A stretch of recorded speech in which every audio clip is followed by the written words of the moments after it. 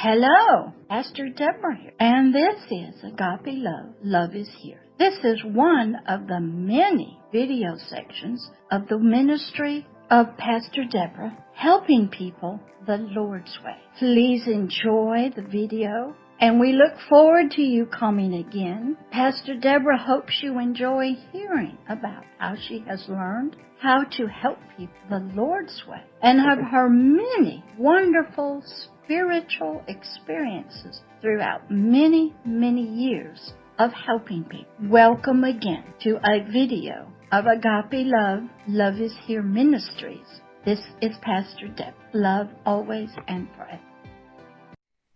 Hello, MASTERCLASS Initiative students. This is Pastor Deborah again, and we are in class number 11. We don't have but one more to go, and then we'll be concluded with this series. I do hope you will continue on with your learning about leadership. I believe there's going to be many more wonderful, wonderful courses coming up on many different topics, and you'll need to take every one of them and learn. So far we have gone through many topics, which in class number 12 we'll kind of do a quick review. But for now, we are in class number 11. And I am Pastor Deborah, and I'm coming to you all the way from Pensacola, Florida, in the United States of America. Can you believe it? We're having class globally. And you can watch this tape, this video, as often as you need to, and take lots of notes.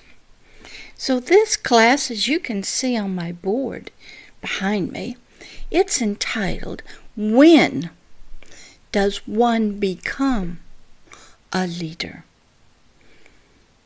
That is a real important thing to know and to understand. Let's start off with a few questions. But before we do those, you know me, I always like to start with some wonderful words of wisdom. Let's look at the words of that young man who is speaking for his father in Proverbs 25:2, out of the Christian Old Testament part of the Bible. Proverbs 25:2. It is the glory of God to conceal a thing, hide it. But the honor of kings is to search out a matter. When you become a searcher, a seeker of truth, searching out a matter, digging as archaeologists do, into the dirt and the dust, looking into times past, trying to figure out what is meant. And you are not satisfied until you come to an answer. Then you are becoming a king. And it is your honor and glory to do that. Because when you find the answer, you radiate truth and light, not only to yourself, but to others around you. So I want to talk to you a little bit today about when does one, that be you, or anybody else, become a leader. Do you become a leader when you decide that you want to become a leader? When you somewhere, maybe in your childhood or your teenage years, or after many years, you decide, I want to be a leader. Is that when you become a leader? What about, do you become a leader only after you have had education and training and seminars in leadership?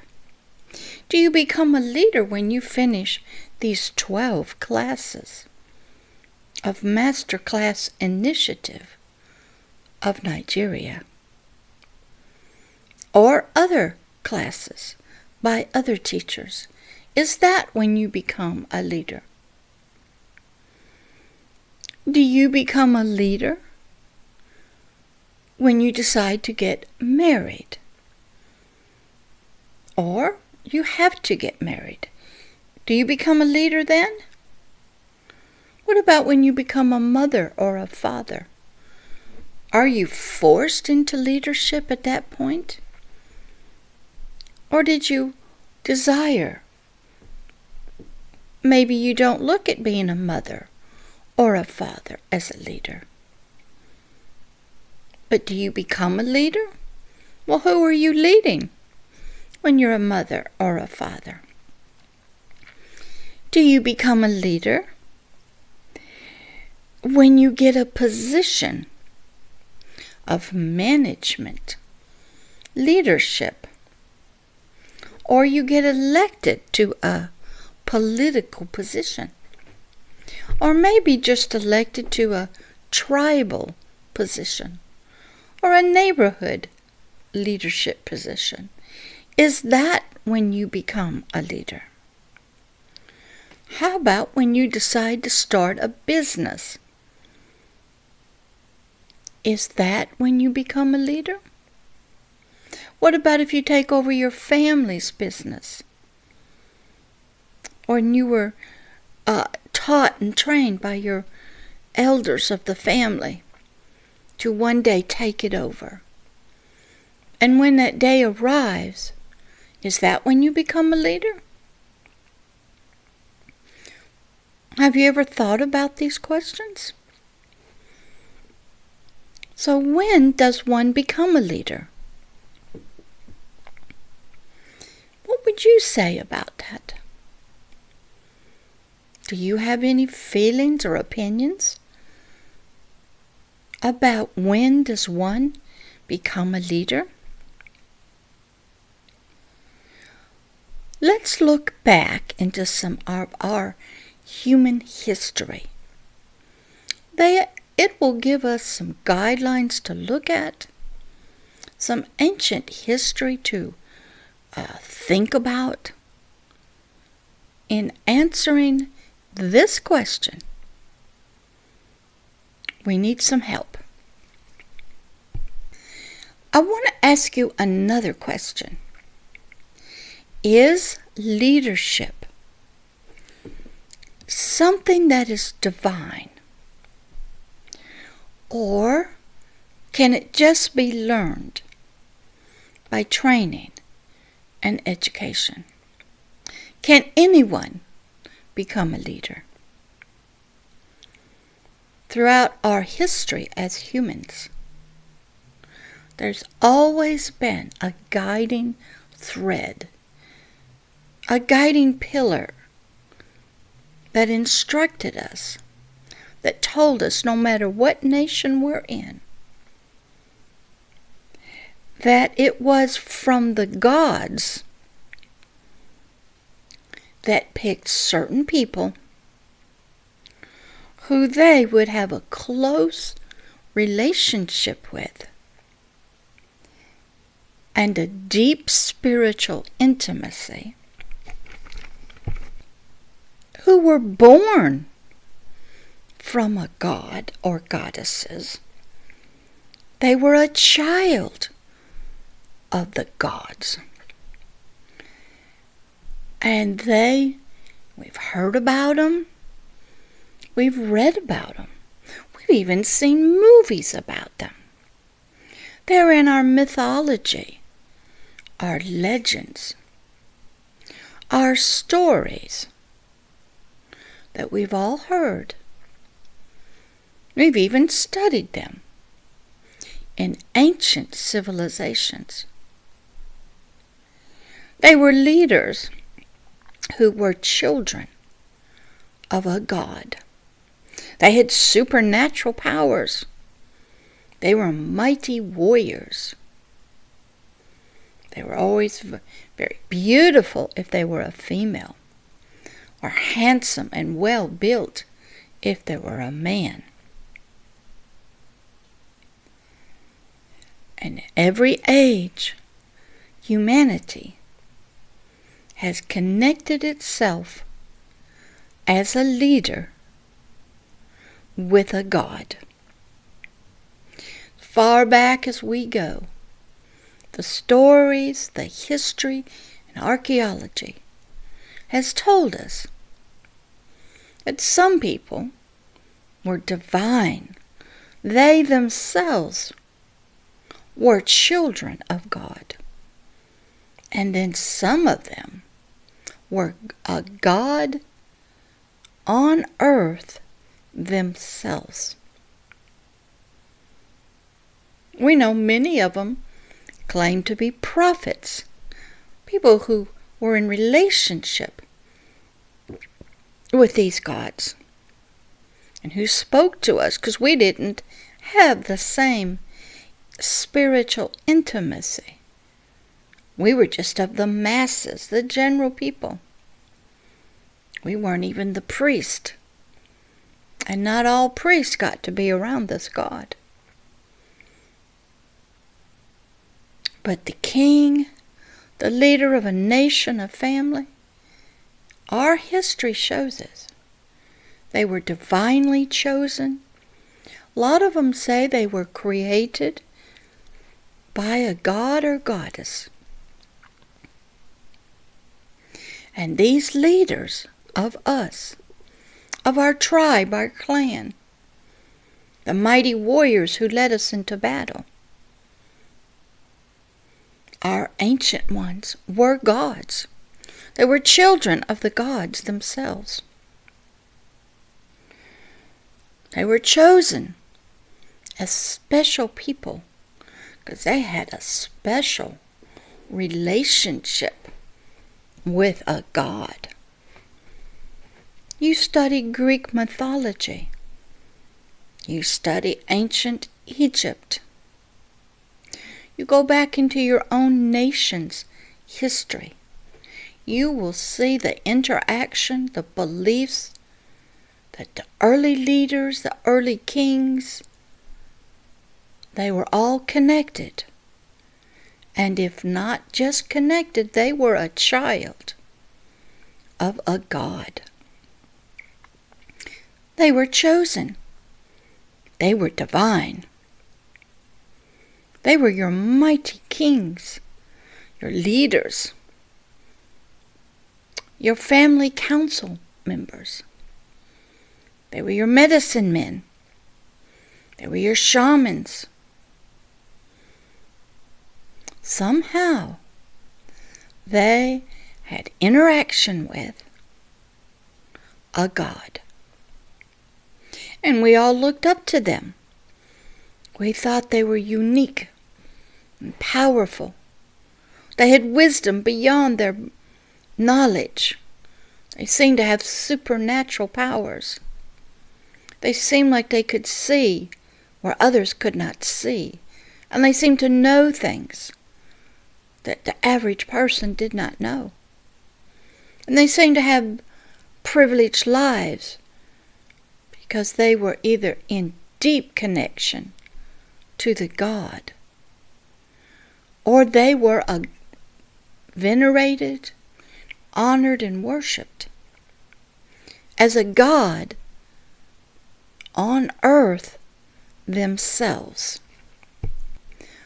All of humanity has these kinds of heroes in our stories that we've heard around the campfires, in our tents. We've read in our ancient stories. We've heard about magic lamps, flying carpets,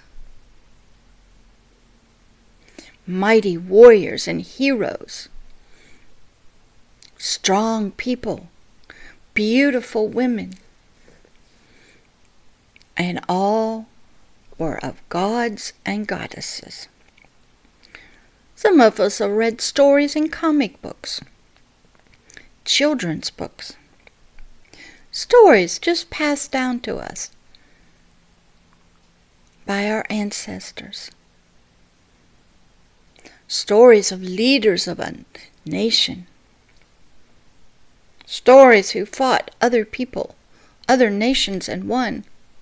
They became gods to us, divine, supernatural. And these heroes, these leaders of our ancient days, they all seem to have supernatural abilities.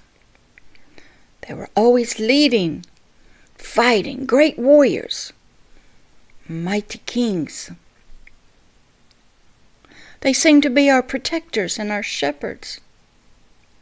They provided land for us, work. They provided us with a connection to the gods ourselves.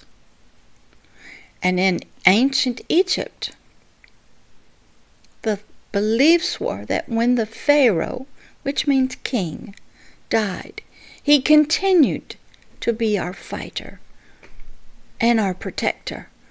Even in his death, or they went into the underworld. And they fought off the demons to keep chaos away. Leaders were seen as children of the gods, and that they were even conceived by a god with a human female. Sometimes it was even a child of another female. Nobody could explain the powers, the beauty, the knowledge they had. Oh, and many kings were mad at because it was their brother or someone in their family. And they seemed to be divine and chosen. And there was war over this. And that one who was deemed not divine was always trying to kill the one who was considered divine. Humanity looked to these leaders to help them, to protect them, to fight for them, because they had supernatural powers. They could beat anything. How many of our ancient heroes that you know of from your nation were considered divine, gods themselves? How many of these gods, these wise people, go back into ancient Greece? People didn't know what to do. So they would go to a priestess. In Delphi, in Greece, they wanted knowledge. What should I do? Am I going to win this battle? They would go and pay money to get knowledge. But they had to go to a priest who was in contact with a god through what they called the oracle. Just everyday people were trying to get information. Even the kings had to go to the priests, to the gods. Because everybody knew that gods and goddesses were a part of our lives. And they were the ones who chose, conceived, birthed the leaders among humanity. In every nation, when we went to war and battle against another nation, each side called on a god for victory, asked for his protection. And if they won, then they believed their god was the reason they won. That he was with them, leading them and guiding them. And if not, it wasn't his will. God's been a part of our lives in leadership. In most nations, even now, if you are chosen or in the family of a king or queen or a ruler, you are anointed by spiritual leaders. You are dedicated. You take oaths and vows of duty before a God. You have to understand all of this so you can answer this question. When does one become a leader?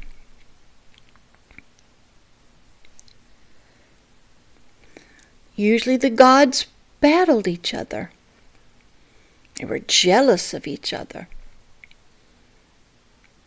And sometimes it was when two armies were fighting, it was God against God. And whoever won seemed to be the strongest God.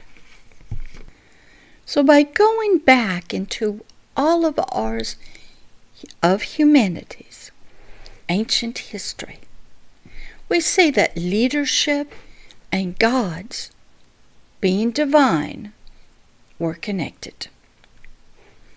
But when does one become a leader? Is leadership just for the divinely chosen ones? The ones who were considered children of a God? Conceived by a God? Were they the ones who only had visions in caves, or heard, or had a visitation from an angel? Is that who becomes a leader? Because of this connection that they had somehow to a God that the rest of us don't have? Do they have skills that we don't have? Do they seem to be better communicators? They're not so afraid to talk on the microphone. They're not so afraid to get up in front of people in a large crowd or even just a group and talk. Is that who becomes a leader? Somebody who's not afraid of people? Is it somebody who comes from the right family, went to the right college, lived on the right side of town? Or maybe it was because their family had been in leadership. When does one become a leader? How would you know when you become a leader? Do you become a leader because you want to become a leader? Do you become a leader because you now are a mother and you're forced, or you desire to be? Is a mother a leader? How about a father? Are they a leader? Maybe you don't want to do your family's business. But can you still be a leader? Do you have to have a college education? Do you have to have lots of knowledge and skills to be a leader? How would you know when you've made it? When you have become a leader? Is somebody going to tell you you've made it? Oh, you got that position now? You got the salary now? Now you're a leader. Oh, you took that leadership course. Now you're a leader. Oh, you served under so-and-so. It's your time to be a leader now. Head of the family. When you decide to get married, is that when you become a leader? How about when the first time that you decide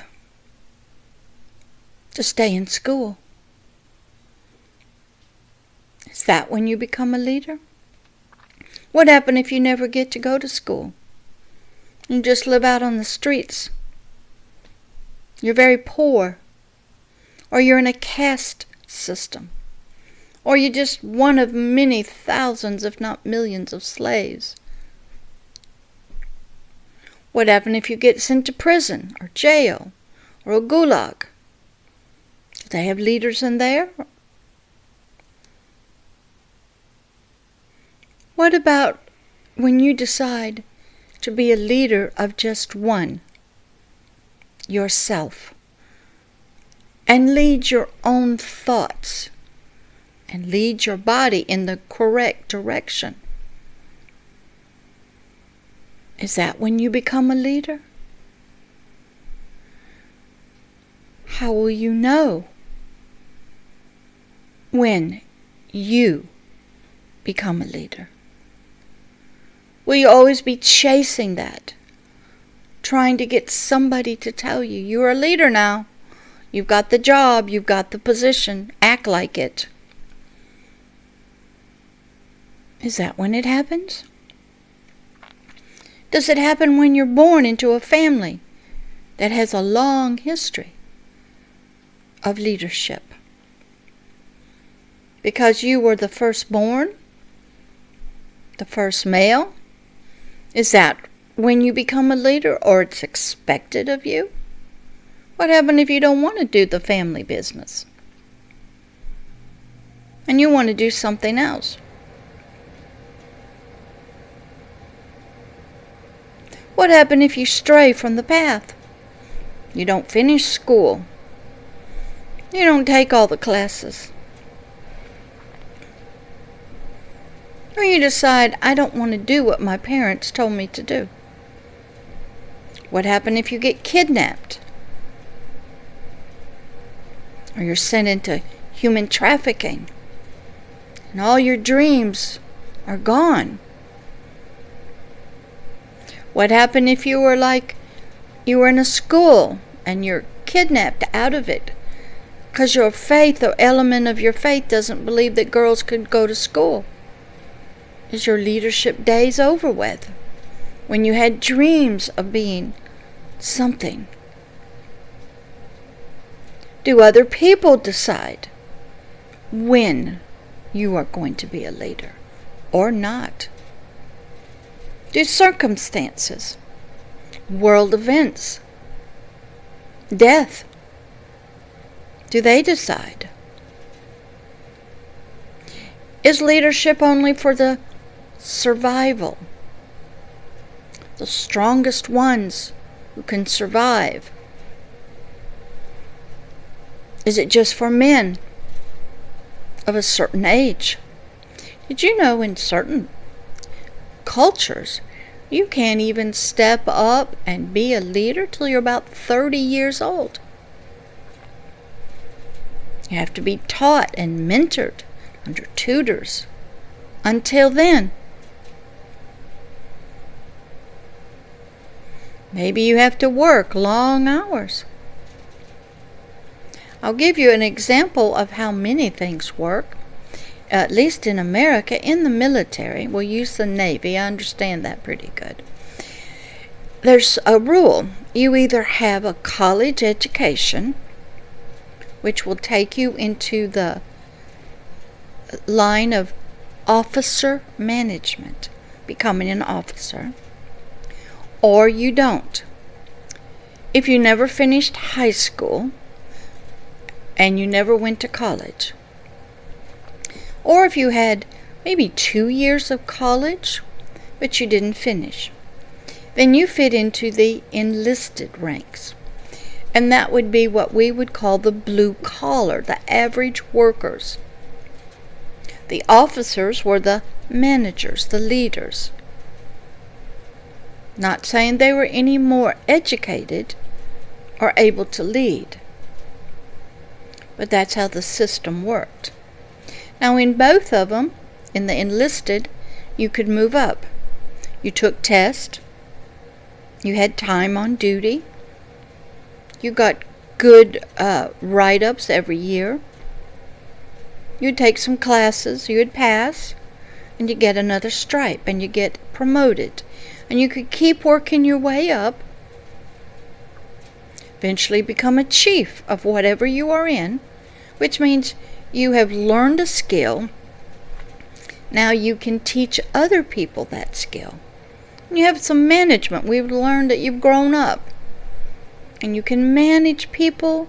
You can teach this skill to other workers. So now you become a chief. You're in management, leadership. You've taken classes. But you're still under officers. So in the chief's ranks, you can work your way up through test, time, arduous assignments, being away from home a lot. And you can move your way up to being a master chief. Then, if you decide, well, I've had enough education, maybe I've finished college, you can take a test to become an officer. There's one called a Warrant Officer. It means you got all the time in service. You got enough education, even though you didn't go to college. You warrant, you merit being an officer. But you're still not in the full line because you didn't really finish college. So education, work, time in service determines whether you are an enlisted person or an officer. And within the officers, there's ranks. Depending on if you get more schooling, more education, you pass your test, you go to schools, you spend time in service, usually away from the family. There's a path to move up. We see it in politics. Usually you start at your local level. And you start maybe just volunteering, getting on committees, coalitions, learning how to speak on a microphone. Then maybe you decide to run for an election. But you got to get elected, remember that. And maybe you don't get elected, so are your leadership days over with? No. But leadership is very competitive. There's tests you must take, scores you must do, time in service, who you know, the connections you have. I run into a lot of you on LinkedIn. You have no professional profile. You cannot even write good messages. Your spelling is wrong. Your English is not correct. You haven't done your research on who I am. Call me a man when I'm a female. You have no websites for me to look at. You have no accomplishments, no articles you've written. That tells me a lot about you. LinkedIn is a professional platform for you to present yourself as a professional. It's not Facebook, which is more social, fun. I don't want to know what you do 24 hours a day. I don't care about your family life. Show me your leadership skills, your communication skills. Show me articles you've written, television shows you're on, radio interviews you've done. I want to read about your bio. I want to hear about your jobs you've had. I want to see your picture. A lot of people don't do that. They try to hide. When you're in leadership, you are out in public. Now, if you're a mama or a father, you are out in public. You know that, don't you? Your children are looking at you. They're watching you and listening to you all the time. Your neighbors. Everybody's watching you. How you are doing as a leader. They're looking at your children, the fruit of you, to determine how good a leader you are. Fathers, you are looked at as a leader. Can you provide for the family? Or do you go off and become an adulterer to your wife? Do you spend more time with the boys, in the bars, in the brothels? Are you an adulterer? Do you take part in any raising of the children? Leaders are always on display. Even your own children are looking at you. And they are saying, is that what a leader is? Is that what a father and a mother are? Is that how I am supposed to grow? When you are a leader, you are on display all the time. How you dress, how you talk on LinkedIn, on emails, how you walk, how you talk, what you do, who you hang out with. You are under the microscope. Other people are looking at you. They are deciding within 3 seconds whether you are worth listening to, paying attention to, or you have something that they can learn from. 3 seconds. Maybe it'll take them 10. Your picture on LinkedIn matters. I don't care. Most leaders do not divulge their personal family history. We don't do sexting. We don't need to know your opinions about everything. Most good leaders talk very little. So when does one become a leader? Do you become a leader in childhood because you're the firstborn?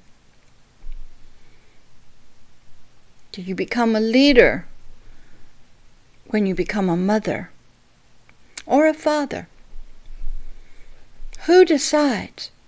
Does your name that you're given at birth, does that decide for you? Because that was the name of one of the family's leaders. Do you become a leader in the month that you were born? Who decides? What criteria are they using? Is your destiny already set for you when you were born, or even before you were conceived, based on who your parents were? Maybe you don't even know who your parents are. So how could you ever be a leader? Didn't come from the right parents. What happened if you never finished school? Oh, you can't be a leader. What happened if you don't go to another country, one of the colonial powers, and go to college, and you don't go to the right university? Oh, you can't be a leader. When does one become a leader? Our history shows us it is the gods that pick us. It is the gods who conceive us, who shape our destiny, lead us and guide us, give us all kind of abilities. That's why a lot of times when you listen to certain leaders, we just are admirers of them. We just connect with them. They seem to be great orators, speakers. They have great passion. Don't really know what they're saying, but we sure like them. Leaders promise us a lot. and they usually deliver very little. But we'll go and vote for them again. Why? Because our heart, our feelings, just like them. We just seem to love them. So when does one become a leader? I'm going to give you one God when He tells us through His words when humanity, that means all of us, become a leader. So let's see what the Creator of humanity says Himself. When we, all of humanity, He says, became a leader. So let's look at and listen to these deep thoughts of this God and His words, His declarations, His decrees of and for all of humanity, all of us, in becoming a leader. And when we became a leader. Genesis 1:26, the King James Version. Hear and listen carefully.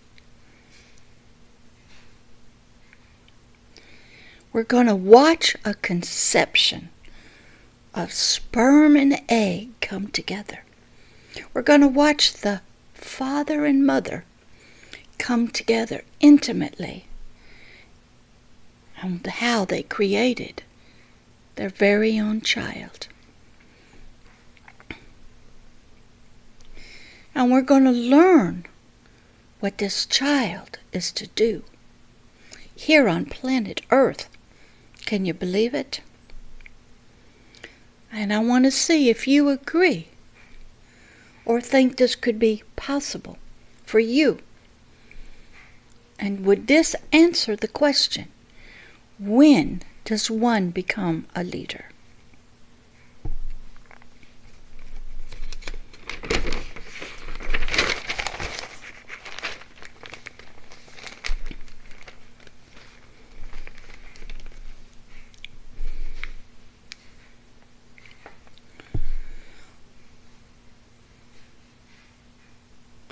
We're going to look deep to the very heart of this God. We're going to see that He was a leader Himself. Within this God, this great Creator, who at this time in His life, His existence, He was full of thoughts and dreams and desires. But He was only one. But yet He was both a male component part and a female component part. But He wasn't yet a father or a mother. But when He was ready, He slipped into becoming a father. And then another part of Himself became the mother. Because we learn that He shows us from all of nature, you must have both the sperm, the male part, and the egg, the female part. Takes two to make one. Now within Himself, He was both of these components. He had an image of a male, a father to be, a mighty king, one with all authority and dominion. And He had a female side, the loving, kind, compassionate, nurturing side. So He was going to pull these two together and conceive within His own thoughts and desires. Create. For He tells us later on that as you think in your heart, in your mind, so you are. So He became the father and the mother of all of humanity. He became intimate within Himself He combined his desires and hearts, thoughts and hopes and dreams.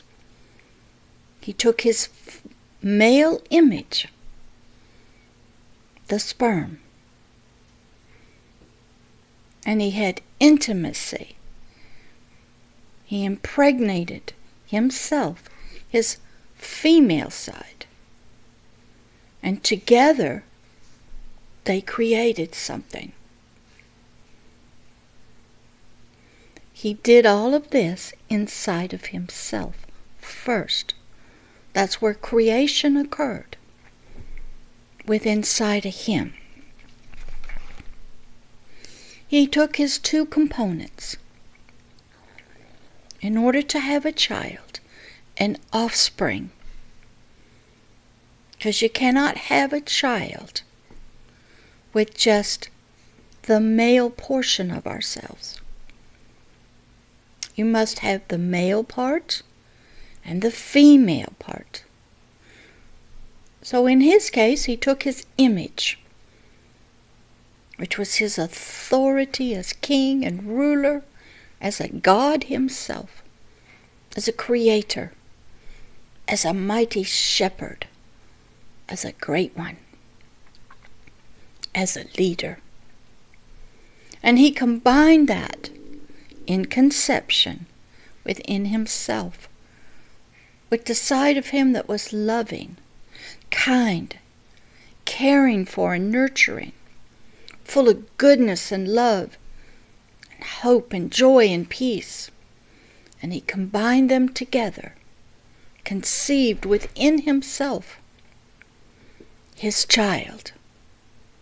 And he called this child man. Man was the spiritual creation.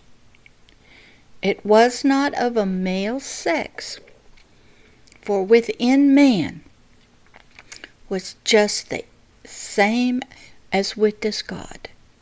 He had a male component part, the ruler, the leader, the image, the king, the mighty one, with all authority and dominion, the image.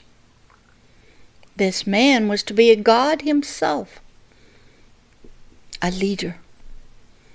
But he was also to have another component part from his mother: love, patience, faith, hope and joy and peace.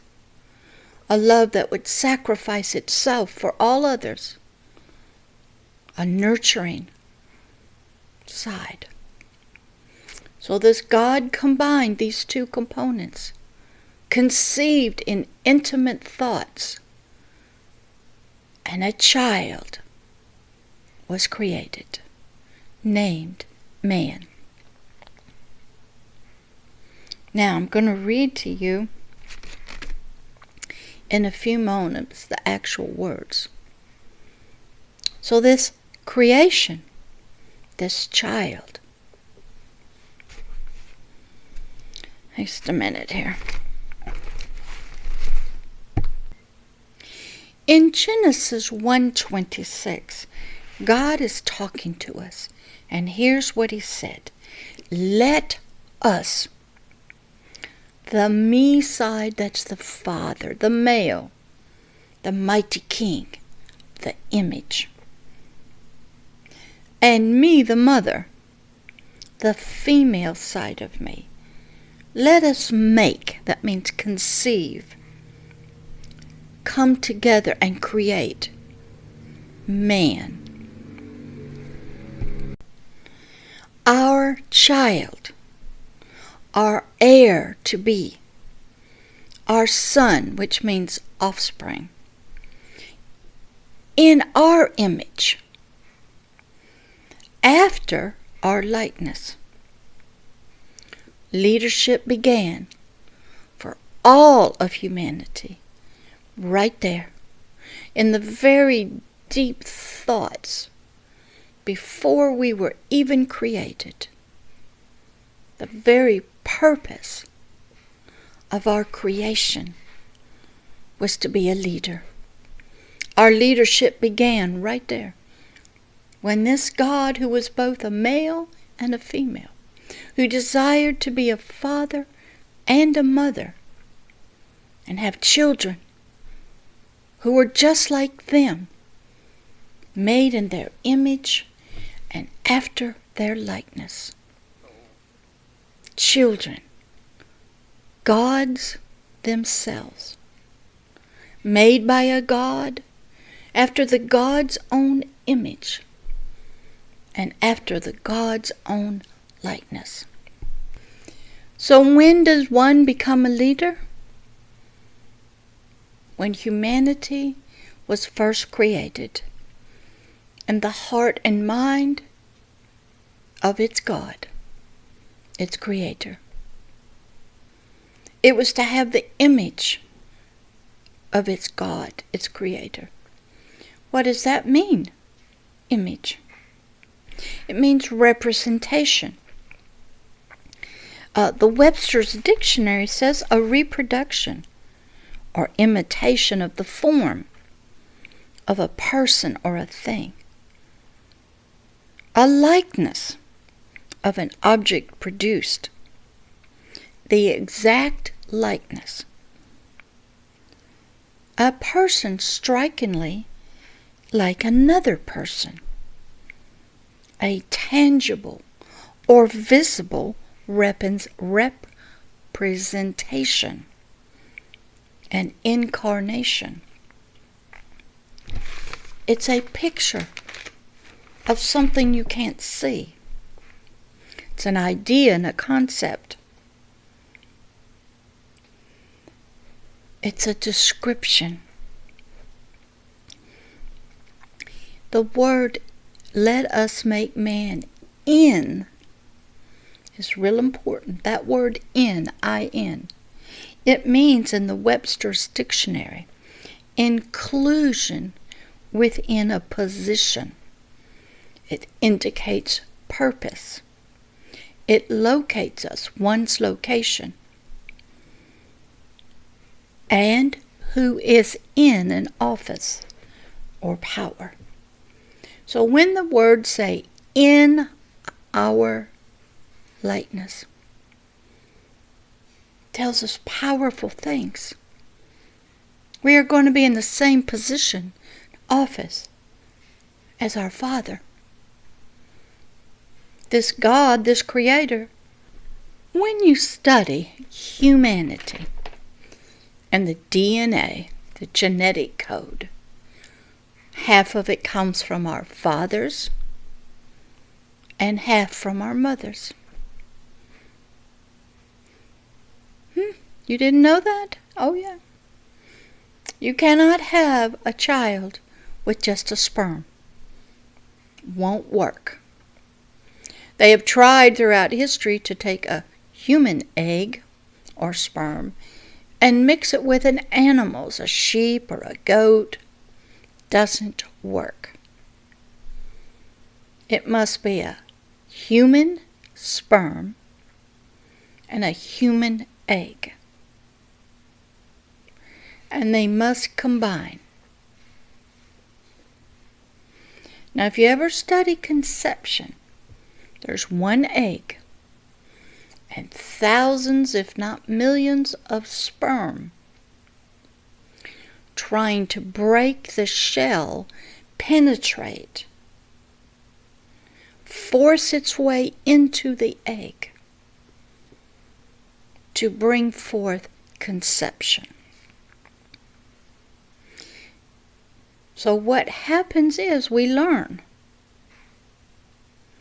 that you must have two, a female, the egg, that carries half of the DNA, and a sperm that carries the other half of the DNA. And when they combine together within the egg, things start happening. Laws kick in. And formation of a physical body, all of its components begin. It's being made.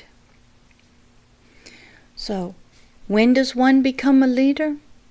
That was decided by this Creator God. And I want all of you to go ask the God that you serve and believe in if that's true. Did they create you in their image and after their likeness? Because if that's true, then you are a son, an heir, a child, male or female. That's just the biological dirt body. But the thing deep inside, the spirit part of you, would be a God yourself, made in the image and after the likeness of a God. Go ask in prayer if that's true. So let's keep going to see what this particular God says. So he goes on in Genesis and said, not only am I going to make you in my image, and once you understand he was a king, a creator, a mighty one, the boss. He owned all the land that he created, heaven. He had servants, angels. He had all power. And yet he had to be a loving king. That's the mama side. So we have to learn. When does one become a leader? That was already decided for us. Our spirit, the spiritual part of us, is to be the offspring of a God and to help down here. So let's go on. Genesis 1:20. And you were made after the likeness of your mother. In Genesis 1, let us make man in our image and after our likeness. That's the mama side. That's the loving, caring, nurturing, patient side.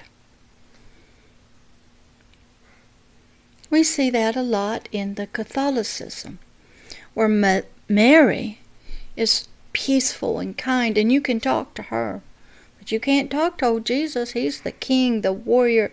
You don't mess with the king. You got to go through mama. Now, is that right?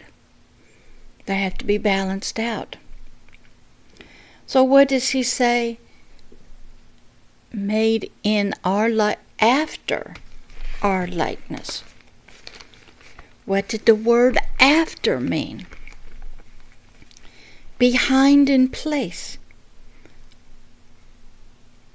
A word to explain the objects as stated or implied action, as to resemble, in accordance with. It's the characteristics or the manners of. So we're made somehow after this likeness, after this model, this shape. We were fashioned after it. We were made in like manner. You'll learn a lot about this God. He is love. That's the mama side, the agape side. He is joy. He is peace. He is faith. That's the mama side. A lot to learn about him. So you learn about yourself. Then he continues on and tells us a little bit more about us and what he wants us to do, because we're to become leaders like he is. We're to become kings and gods with a very tender shepherd, loving, nurturing side. We were to be just like our father and mother. And he continues and he says that this man's image and likeness and what they were to do.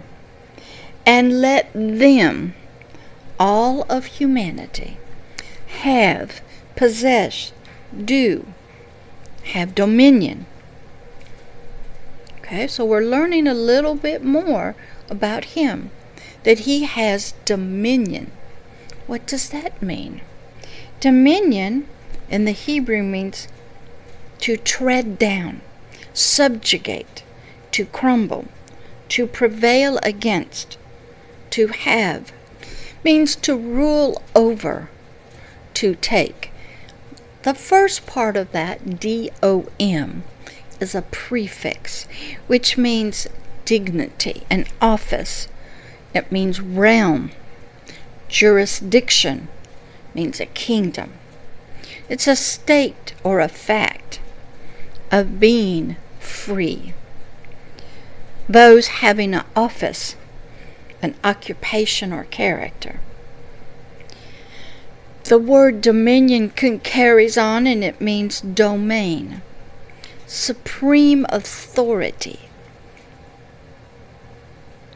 celestial hierarchy, absolute ownership.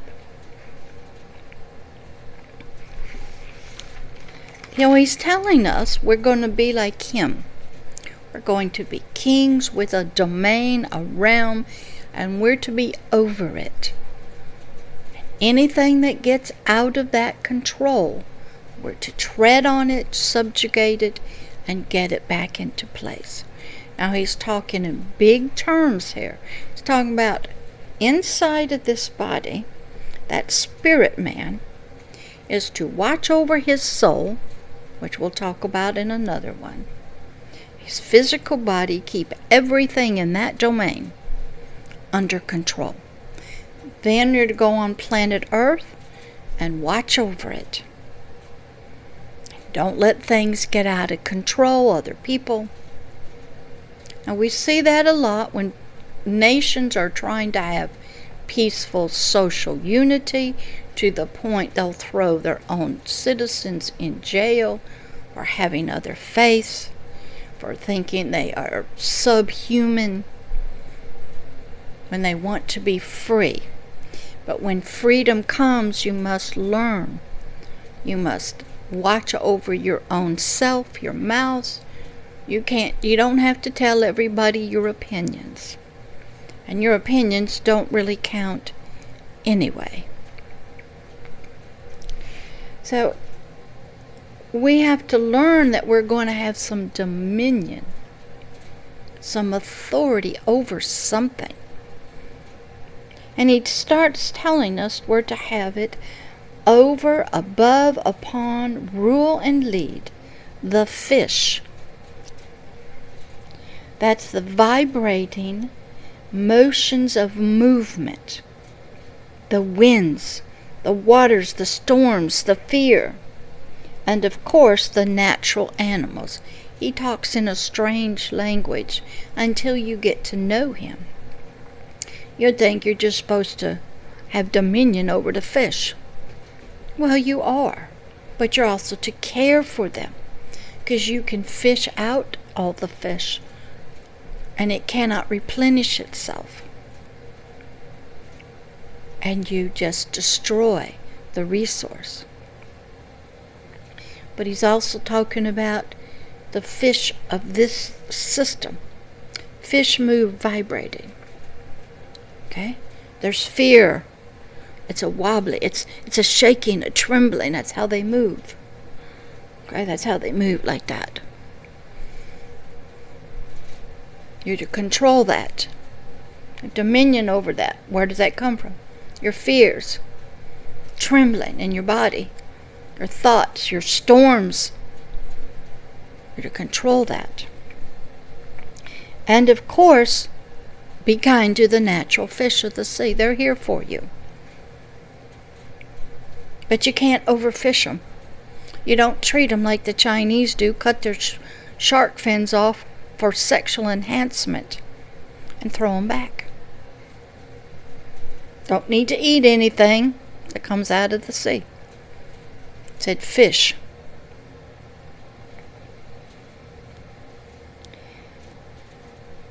And it also meant those fallen ones out of heaven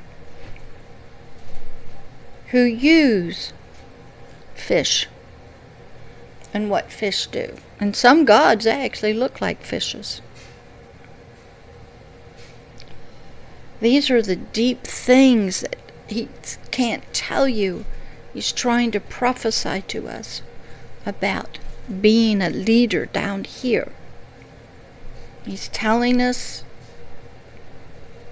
sort of in a strange way. We have memories of this. We look back to our ancient civilizations. We saw the rulership of kings. Even after death, they were to go and fight, and they were to control and take dominion over things. And we were to have dominion over the fowl, the birds of the air. Those things which come to steal are seeds we try to plant in the grounds. But he's also talking about, in his parabolic language, my words are going to be thrown to you. My seeds of life. And fowls of the air are going to come and try to steal them from you. And you won't get them. You must have dominion over those evil, wicked fowls that are in the spirit world. That's why we got scarecrows, to keep the birds out of the fields, so they won't eat the seeds.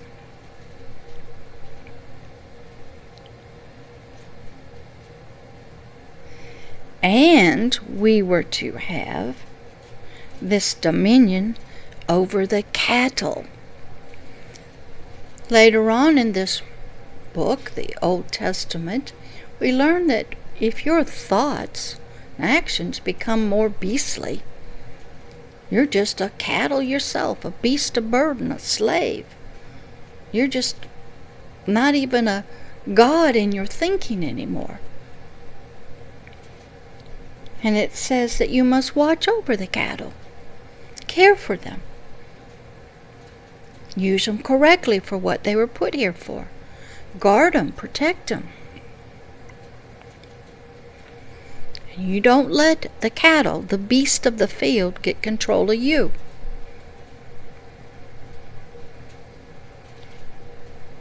You don't become a beast of burden. You don't let yourself act like a beast, like just a cattle. You must watch over your own appetites while you're down here, and your physical body, and its lust and its demands.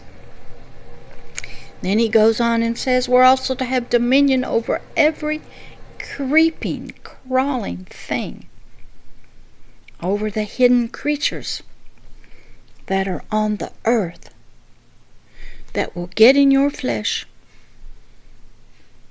that will vexate you. Now, they all have a purpose in nature, and they'll do their job, but they are here to do their job.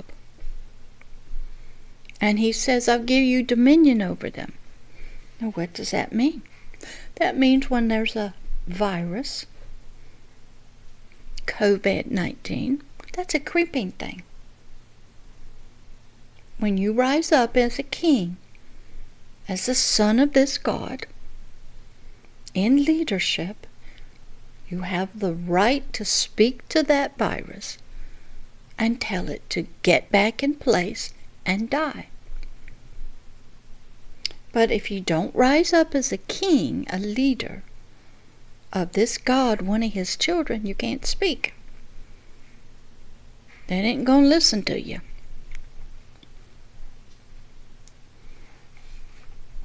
So before we were even placed on planet Earth, we were prophesied over.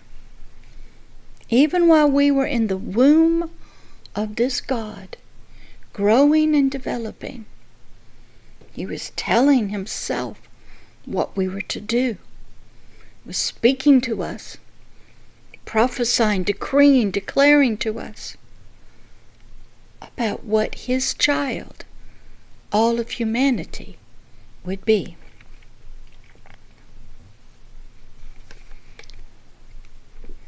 Then what happens? We sit there in his womb, being created.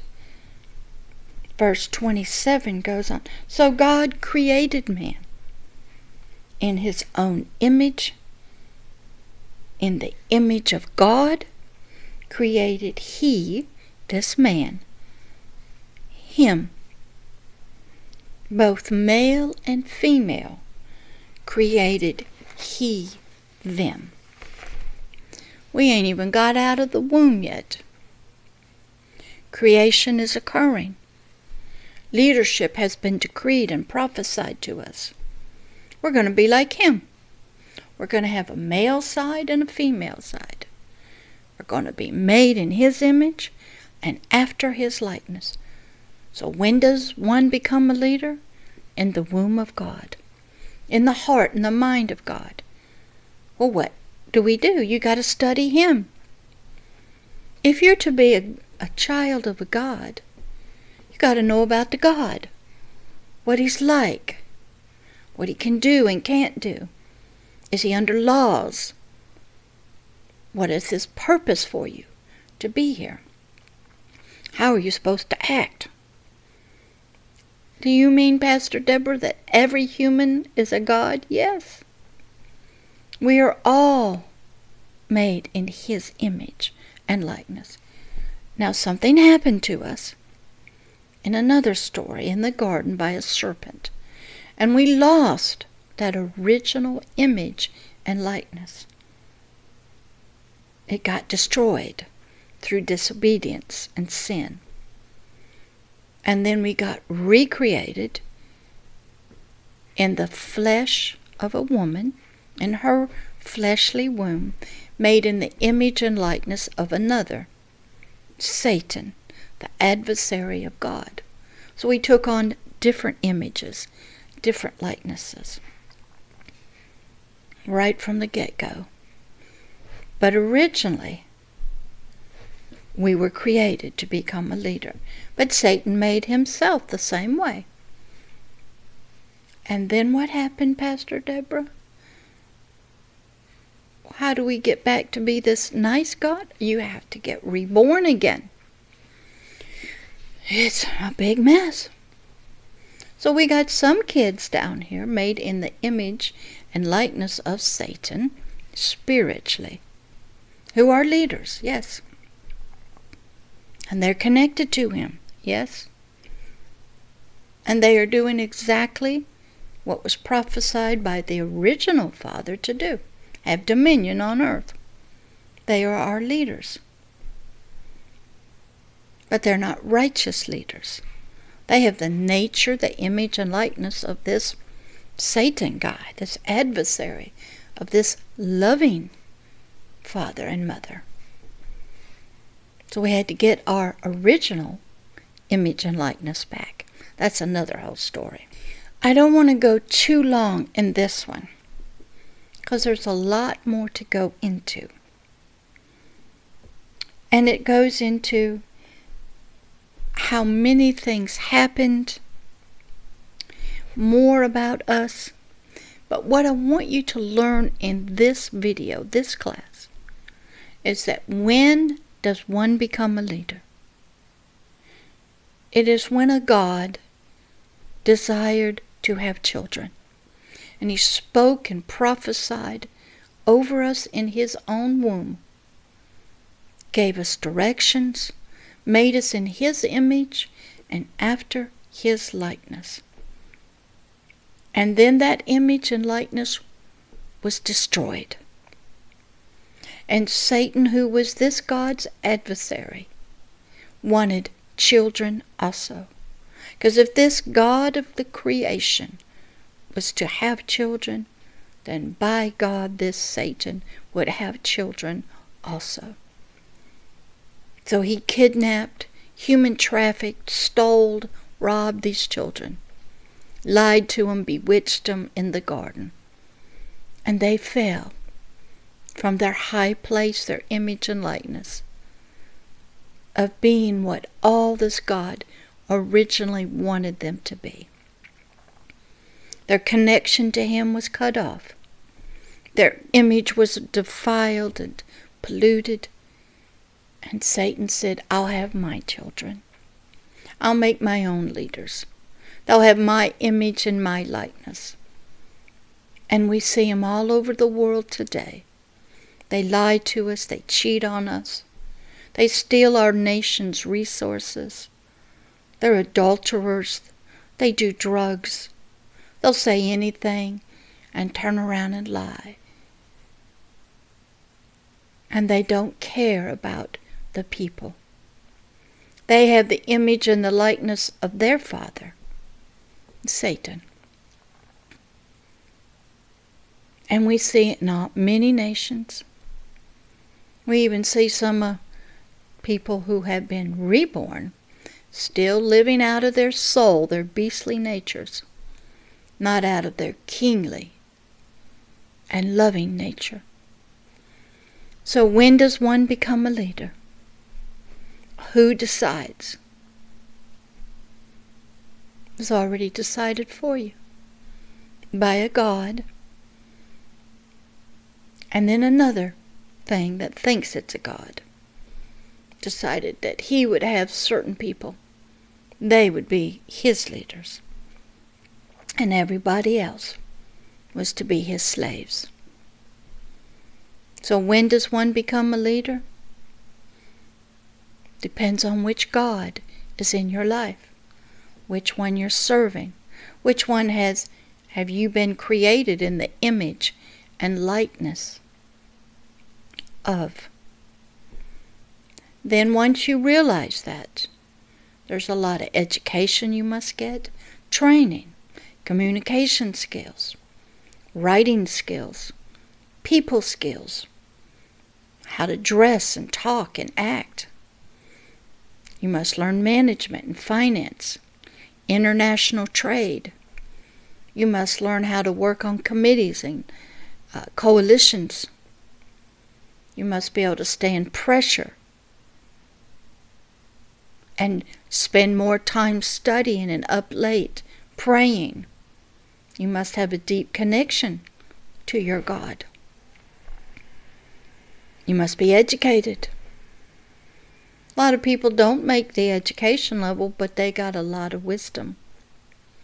You can be a leader wherever you are. Start with yourself.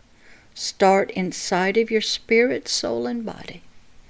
Get control of your appetites and your thoughts. Learn to love people. Learn to help people. Help a stranger. So when does one become a leader? You already are one. But you must discover it. And you must discover who your mother and father spiritually are. What God did you come from? The God of loving, caring, or from the other guy? Then what part of you is the leader? Your soul? We have that all over the world. And it will use the power of the Spirit to help it. So when does one become a leader? Before you were born. Everybody's going to serve in some capacity. Everybody's going to lead in some way. So go and study. Go and look at yourself. Go back into history. When does one become a leader? You already are. You were created to be a leader. You must rediscover that. I hope this one helps you. It's a strange one. Next one will be class 12, and we'll kind of wrap up and review. Because I can only touch. There's so much I would love to teach you. But you got to learn a lot. First, you got to rediscover that you were created to be a leader, and to learn that you were prophesied over and what you are to lead and whose image and likeness you were made.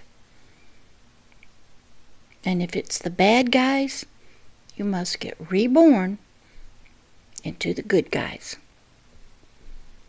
so you can be about what you were always intended to be a king, be a ruler, down here, within yourself, with other people, with the resources on earth. You were made to be a leader. You were created after a leader, and you were designed to lead. Love always and forever, Pastor Deborah. This is Masterclass Initiative number 11. Bye, Nigeria. I'll see you next week, Class 12. Bye. Thank you for listening and watching this video. It is an honor and a pleasure to have you stopped by today and watch. This is Pastor Deborah, and I hope you come again and watch many, many more videos and learn and grow spiritually and hear how she has helped people spiritually the Lord's way for many, many years. Come again, watch another one, and we welcome you to be a subscriber to the channel, to make comments, and if you wish to contact Pastor Deborah, please email her at her email address for the ministry at Pastor Deborah at agapeloveishere.org. You can also see these videos on Twitter and on the website in the many different sections that they are put into. Enjoy, and it was once again an honor to have you watch and listen. Thank you, and come again to another video of Agape Love, Love is Here Ministries, a ministry of helping people the Lord's way that Pastor Deborah has been doing for many, many years. Love always and forever, Pastor Deborah.